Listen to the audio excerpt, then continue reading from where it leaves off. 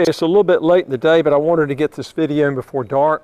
I wanted to go over some homes that I'm not saying they're for sale right now, but these are homes in development that the houses will be approved for, or can be approved for the home program. And this is in St. Kitts. Now, one of the reasons I like the home program, I actually like it better than I do the other type of, this is a beautiful mango tree here. Mango trees, fruit trees go really great here in this area. All over the country, it's just very, very good soil for that. But all you do is just throw a seed in the ground and it comes right up. Papaya, all kinds of fruit trees, coconut trees, just all over the place. But what you can do, just to go over a couple things with you on the home program, remember in St. Kitts, now the limit is 600,000. They reduced it from 800,000 to 600,000 US dollars. And your government fee for one person is only 25,000. So you're looking at the only government fee, like I said, is 25,000. That's incredibly good deal. That's less than it was 17, 18 years ago. Actually, it's 30,000 about then, 18 years ago. Now it's, like I said, 25,000. This is in a country that has no income tax, no capital gains tax, no estate tax, no inheritance tax, and a property tax of 0.20% of whatever you're purchasing, with a 29,600 US dollar exclusion before that 0.20% kicks in. Now, there's some things that you need to know though. When you come to St. Kitts, if you're looking for properties, not all properties are going to qualify for the home program. And the better deals are per square foot are the homes that are in the home program versus the developers that are selling mostly condos, okay?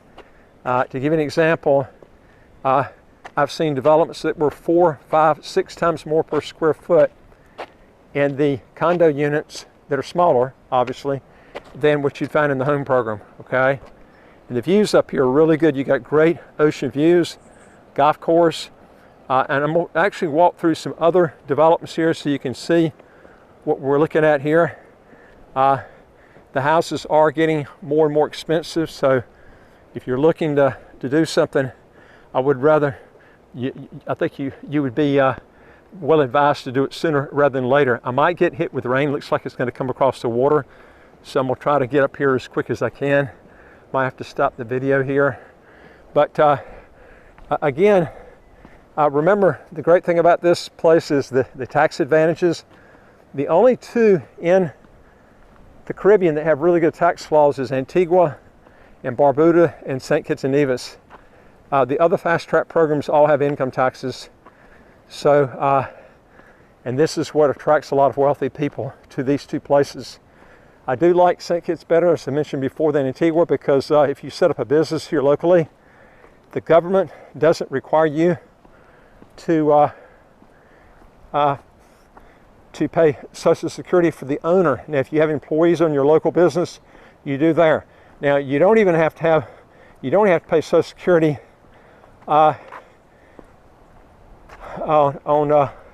if you live here on a business that you have outside the country that's not a local company. So that's another way you can literally outsource your employees and not have to pay taxes or any Social Security on them, unless that country where you're hiring those workers requires that. Now, one way you can get around it is hire them as self-employed contractors and have a contract drawn up that way. That's a good way to do it, and leave it up to the people to actually do that. And you can do that in St. Kitts too. You can literally come here and set up a local company and have a contract set up where the employees come under what's called a secretarial license. It's only like about 200 EC a year. That's like 70 US dollars a year. It's almost nothing.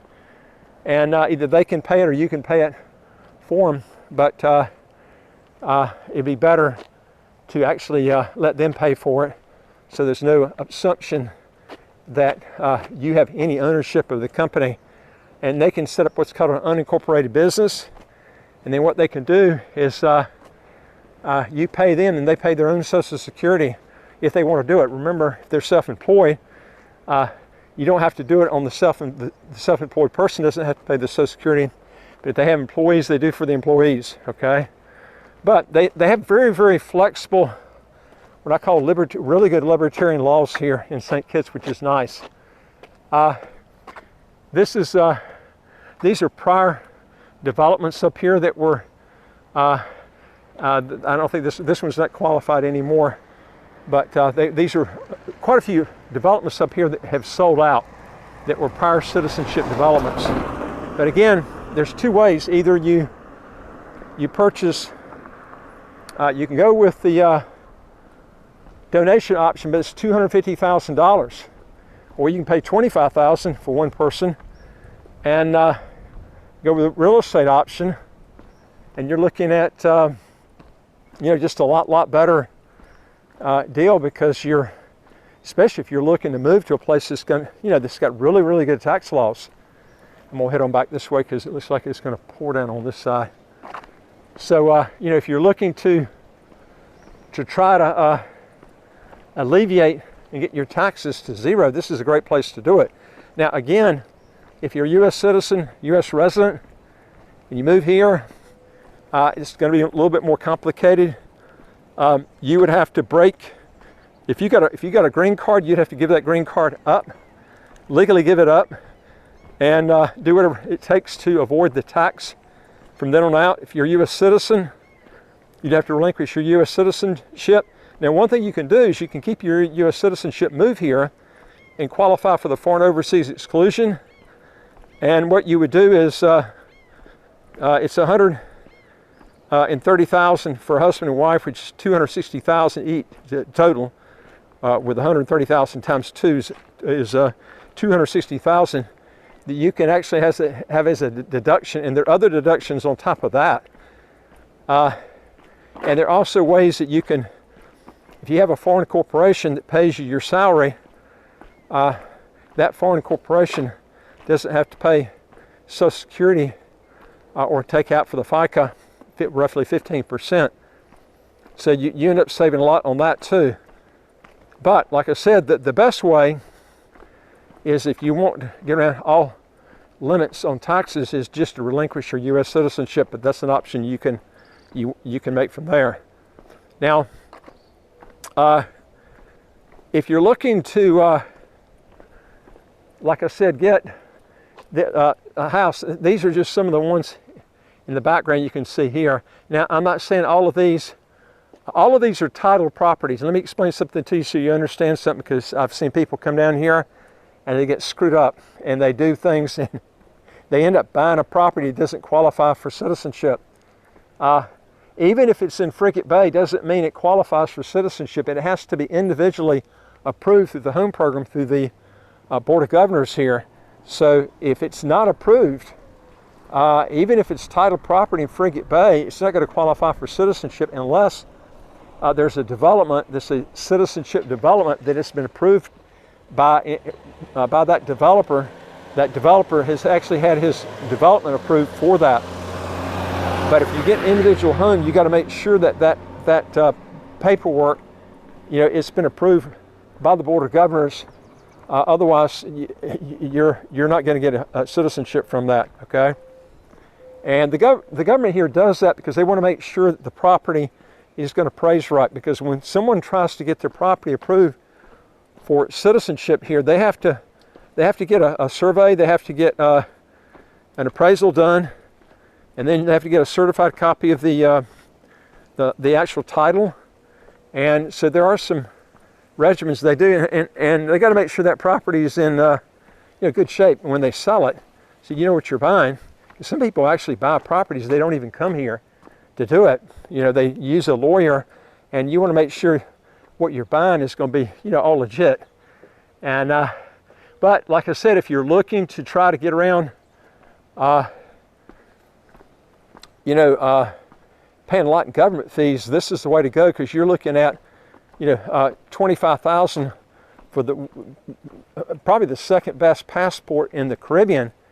I'd say Barbados is probably number one, but they don't have a fast track program like St. Kitts has got. But Barbados also don't have the great tax laws here either. That's a big key right there. But as far as fast track goes, in the Caribbean, there's more visa-free countries here, visa-free or visa-free on arrival that you can go to than any of the other fast track programs in the Caribbean.